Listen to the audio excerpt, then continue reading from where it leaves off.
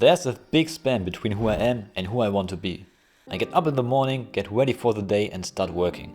How long I work always varies, because I always think to myself that I'm doing way too little, but on the other hand, I'm way too tired to do more. When I get off work at some point, I feel drained and can't really get anything done.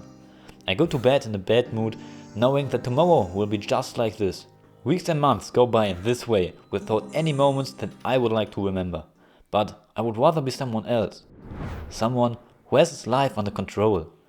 Someone who knows what he wants and how to achieve it. But how do I get there? That's how I felt a few years ago. I just discovered personal development for myself and was full of drive, but somehow also overwhelmed. I wasn't doing the things I wanted to do and was frustrated because of it. I felt like I was stuck in quicksand, or to put it in another word, I didn't have the tools to change. So I bought a lot of books on personal development, tested out the knowledge and started to slowly break free from my old routines.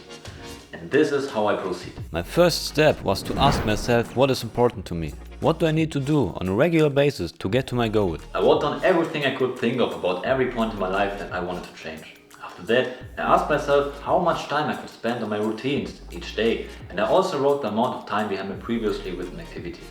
In my case, I have about a quarter of an hour in the morning and about 10 minutes in the evening. But since my written down activities will take about 45 minutes per day, I do think about something. First, I ask myself which of the activities I could most likely do without and cross them out. For the rest, I ask myself if I really have to do each one every day, or if doing them 2 or 3 times a week might be enough. My second step, I then thought about what I wanted to do in the morning and what I wanted to do in the evening. The things that cost me a lot of effort, I moved to the morning, and the others into the evening. In the morning, except for the weekends, I now start with a breathing exercise. On Mondays, Wednesdays and Fridays I do Tumo, and on Tuesdays and Thursdays an exercise that I believe was developed at the Shaolin temples in the Himalayas. After that, I read a reference book for 10 minutes and write down my to-dos for the day. On Saturdays, I then replace the breathing exercise with a silent time, and on Sundays with a meditation session.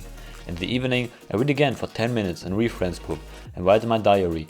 In addition, on Sundays I take about half an hour to reflect on my week and write down my tasks for the coming week. I have to say it's not my perfect routine yet. For example, I would like to meditate more and also structure my working hours more clearly. But unfortunately, that's not possible at the moment, because I'm currently doing my degree and writing a lot of exams.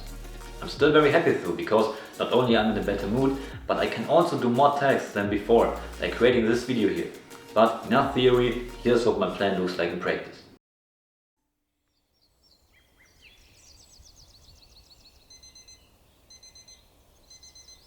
I get up at 5:30 AM due to my commitments. Then I go to the bathroom, wash myself with cold water while listening to music that puts me in a good mood. You can find the link to my music in the video description. After that I get dressed, do my breathing exercise and read a book. I think reading books is one of the most important things you can do for your personal growth. You learn new things, of course, that can help you in a variety of situations. But at this point I think it's almost more important you surround yourself with a new perspective on a particular subject. I think you've heard the saying, you are the average of the 5 people you spend the most time with. If you spend 20 minutes per day reading a book, it has a similar effect to surrounding yourself with a new person. And if the book is good, so is the influence. If you're wondering what I'm reading, I'm currently reading Company of One by Paul Jarvis, and before that I read Breath by James Nestor. Both books I highly recommend, and if you want a video where I recommend more books, feel free to write it to me in the comments. After creating my to-do list for the day and a breakfast consisting mostly of toast, I start working on my degree, which means studying. My previously prepared to-do list helps me enormously here, so that I don't do too much and also not too little.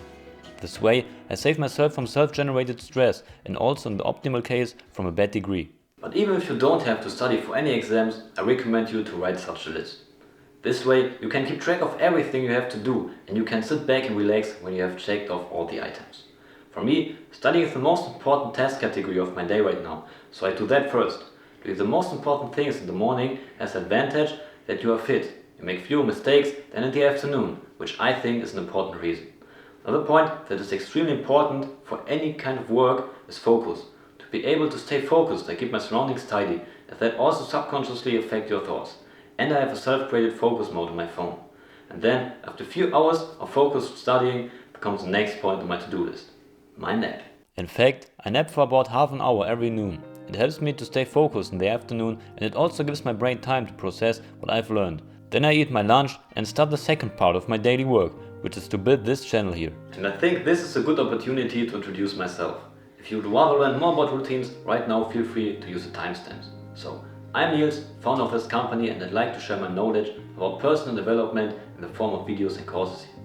Because when I was introduced to this topic about 5 years ago, I realized how much power it has. At the time, I played a lot of video games, was not very sporty and lived a good but normal life.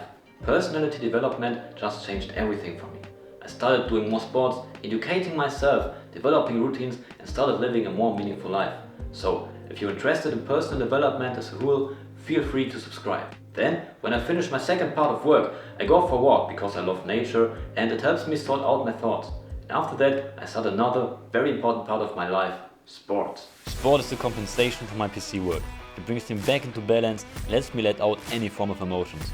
No matter if I do calisthenics in summer or strength training in winter or just go jogging. I also learn to push through every time. It doesn't matter if the muscles are burning, the head says no and the music stops. One more goes. The important thing for me is that I train with the goal in mind, because that gives me a why to pull myself up the pull-up bar, push off the dumbbell or push through the last few miles. I create my training plans like pretty much everything in Notion. But about sports, I'll talk in more detail in another video, because now it's first about a point that many underestimate, namely free time. When I'm done with everything around 6 PM, I force myself to stop working. And yes, I force myself. I used to be so bored when I wasn't working that after 10 minutes I would turn on my PC again. But free time is very important to not lose the fun on your work and to not have no energy after a few weeks. Most of the time I play music, listen to a podcast or take pictures. Then at circa 9 PM I do my evening routine, and after a stop in the bathroom I go to sleep circa 9:30 PM. That's what my daily routine looks like. If you're now saying to yourself, I really want to have a routine like this too, I have an important tip for you. Don't do it all at once right away. When I started to integrate my routine into my day, I first started with the breathing exercises. Only gradually did I implement the rest so I wouldn't get overwhelmed.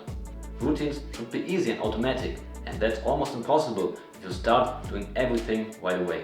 And of course, you can always change your routine. There's no one best routine, it has to fit to your goals. And if they change, your routine changes from time to time. Yes, that was it with my first video.